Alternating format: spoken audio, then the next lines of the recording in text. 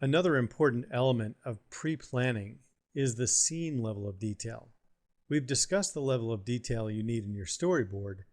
Now we are discussing the actual 3D scene that you will be creating in 3ds Max. It's very important to minimize the density of your scenes. That means the number of objects and the number of polygons. The number of polygons has to deal with the number of faces in a 3D model. The goal is to have the absolute minimum number of faces in an object in order to get a model that meets the quality standards of your client. This will depend on things like the distance from the camera or other things that are happening in the scene that will distract from the detail of the particular object. This is especially true if you're going into the games and simulation industry. Those industries, the number of polygons and the number of faces are extremely important and is probably the number one most critical element for that type of production. In many cases, the art director will give you a polygon budget or face budget that you cannot exceed. They may come to you and say, create a building with a face limit of 2,000 faces. On the other hand, you have architects and designers who may say, well, I don't care how many polygons it has. My CAD program can handle any number of polygons.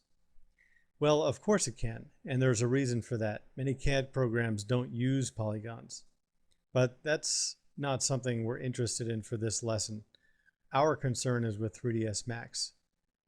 In 3ds Max, the more polygons you have, the more faces you have.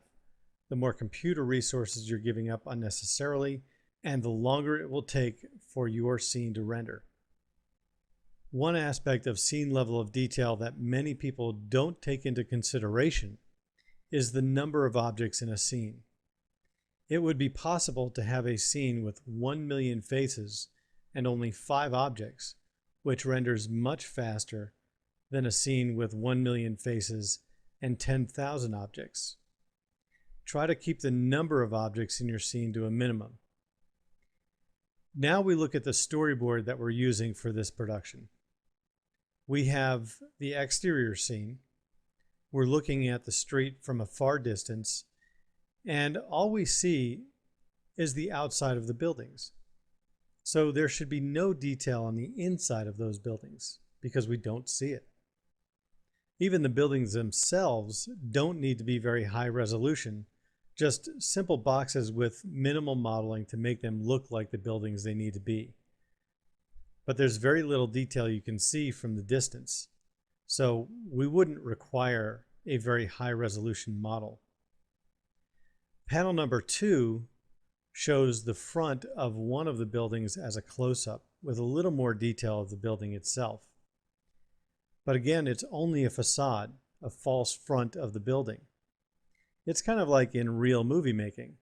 If all you see is the exterior of the street when you're running down the street, there's no reason to put rooms and furniture in the rooms of the buildings.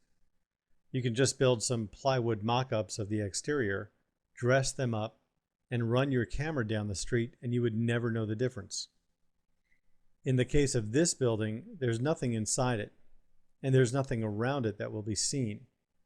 And you don't need any more objects than what you can see in order to get your point across. Remember, model efficiently and keep in mind to always minimize the number of polygons and objects, and you'll notice a marked increase in the level of productivity and a decrease in your production time.